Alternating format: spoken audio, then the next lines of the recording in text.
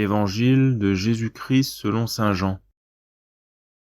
Jésus avait rassasié 5000 hommes, et ses disciples l'avaient vu marcher sur la mer. Le lendemain, la foule restée sur l'autre rive se rendit compte qu'il n'y avait eu là qu'une seule barque, et que Jésus n'y était pas monté avec ses disciples, qui étaient partis sans lui.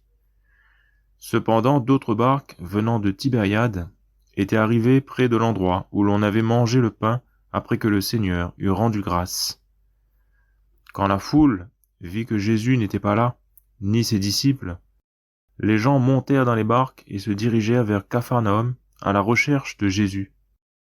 L'ayant trouvé sur l'autre rive, ils lui dirent : « Rabbi, quand es-tu arrivé ici ? » Jésus leur répondit : « Amen, amen, je vous le dis, vous me cherchez, non parce que vous avez vu des signes, mais parce que vous avez mangé de ces pains et que vous avez été rassasiés.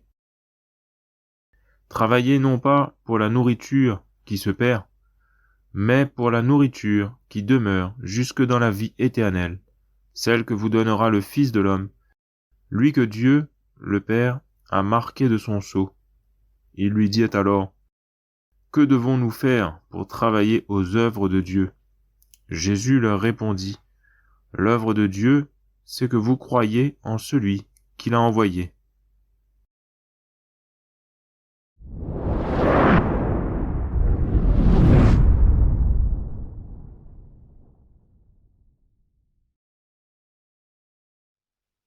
Le Livre du ciel, tome 6, le 17 novembre 1904. Ayant reçu l'Eucharistie, je pensais à la bonté de notre Seigneur qui se donne en nourriture à la si pauvre créature que je suis. Je me demandais comment je pourrais répondre à une si grande faveur.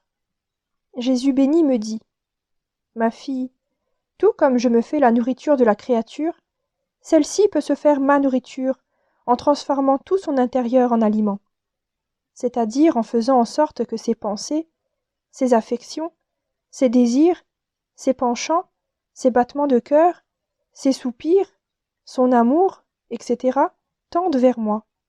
Ainsi, pendant que je communique à l'âme le fruit de ma nourriture, qui est de diviniser l'âme et de la transformer en moi, je peux me nourrir de l'âme, c'est-à-dire de ses pensées, de son amour et de tout le reste.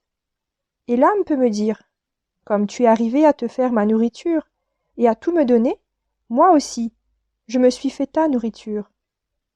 Il ne me reste rien d'autre à te donner parce que tout ce que je suis t'appartient. » À ce moment, j'ai compris l'immense ingratitude des créatures qui, pendant que Jésus manifeste l'excès d'amour de se faire leur nourriture, elles lui refusent sa nourriture et le laissent à jeun.